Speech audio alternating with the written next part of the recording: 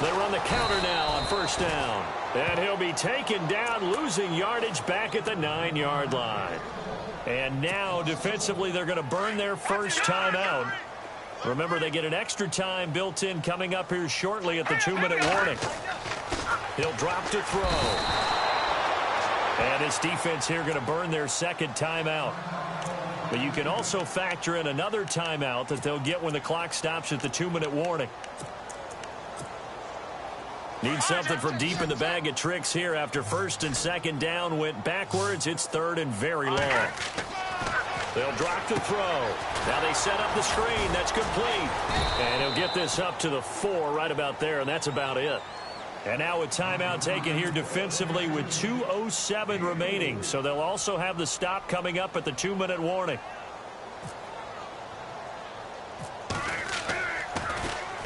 And he'll try and hurry the kick, gets it away, but it's not looking that great. He'll take this deep in his home territory. So this will be accepted as it moves the offense backwards. Time for a break. Back to finish it off on EA Sports after this. No. Check. Patriot. Gun in there, Marty. Gun. Hurry up. Here we go. That one looks like he'll throw here. Eluding the pressure right. He couldn't quite hold it. Got hit. Ball pops out. Incomplete. Sometimes the coverage is so good, no matter what you're doing on offense, you just can't shake anyone free. They try their best to find someone open, but they took away every passing alley, every angle, and shut the play down. Back to throw now on 2nd and 10. Looking right sideline, that's complete. And he's going to go out of bounds. He takes this one down shy of the 20. That one goes for 24 yards. They'll look to throw now on first down. And he will get into the end zone. It's another touchdown. This thing is ugly. There's no doubt in my mind. And do you hear that? Do you hear the... It's not scales, right? No. I don't hear scales. Do I actually hear a tune being warbled? I think the fat lady's humming. Yeah, she's doing more than humming. She's belting it out right now. She's full bore. Yeah, this thing is flat out finished. Looking to throw, and this is going to be caught. So add 2 more to the lead as they continue to pour it on here in the 4th. The punter Kaiser now out to kick it away. That's fielded in the end zone. And he'll bring it a few past the 20 to the 23-yard line. The Seattle offense now set to come back out on the field. They are just obviously getting shellacked here in this one, Charles. What's the message if you're a coach for this final drive in a lopsided game like this? For a lot of coaches, be honest. Don't forget today. Don't forget what has happened out here. Yeah, use that as ammo going forward. Exactly. Take a great look at that scoreboard. Realize how poorly everything went for us today. Coaching, playing, the whole deal. And never forget it, because you're not going to want that feeling again. No, you don't want that feeling again. And who knows? You may meet up with this team again.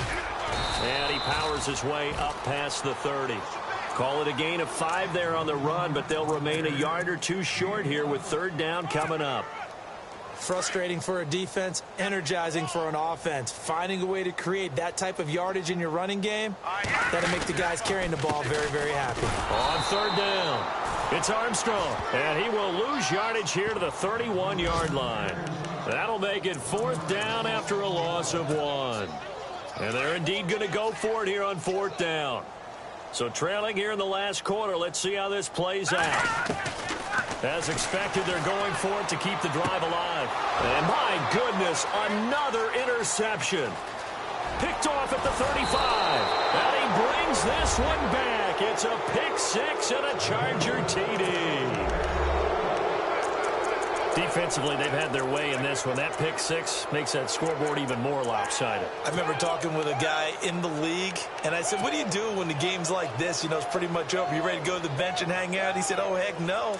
I want to stay on the field. I might get some stats. Might get a pick or 2. You like being out there at the end of these wide margins. When they have to throw it, that gives you more opportunities to go get it. They're going to look to throw. And his pass is intercepted for the 4th time today. Snags it for the pick. He's at the 50, the 30, the 20. And he takes it all the way back.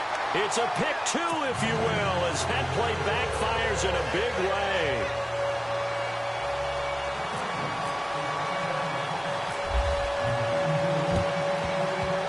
And the Seahawks, looks like they've recovered. They have. Fourth quarter, they felt like they needed the football back. Unfortunately, they couldn't get it.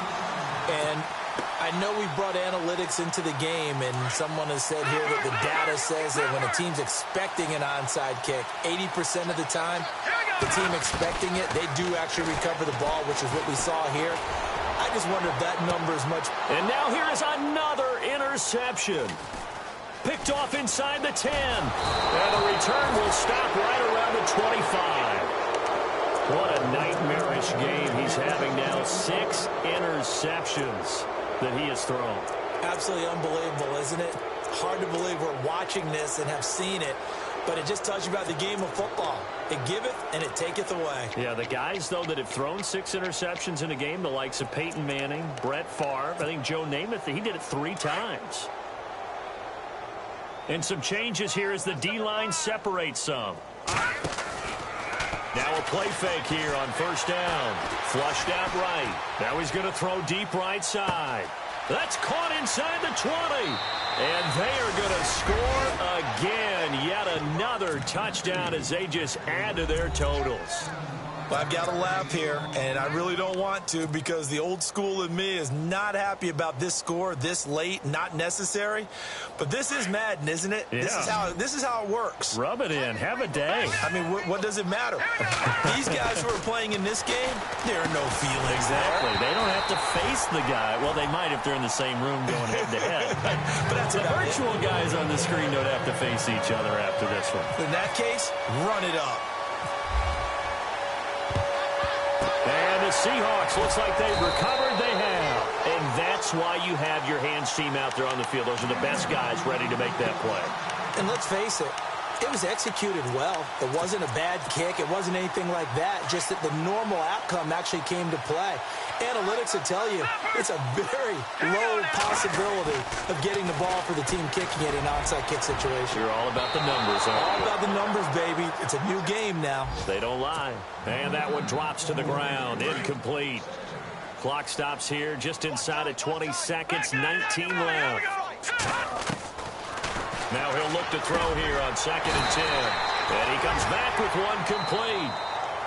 Now the Seahawks going to use the first of their timeouts as they stop it with 14 seconds to go in the game.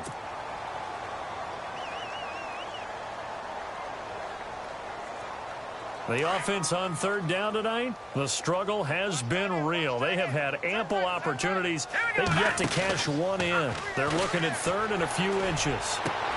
And that's incomplete. Clock stops with 10 seconds left. Credit the secondary and credit the defensive game plan. They've been in his hip pocket all game long. They understood coming in that he was a big-time receiver.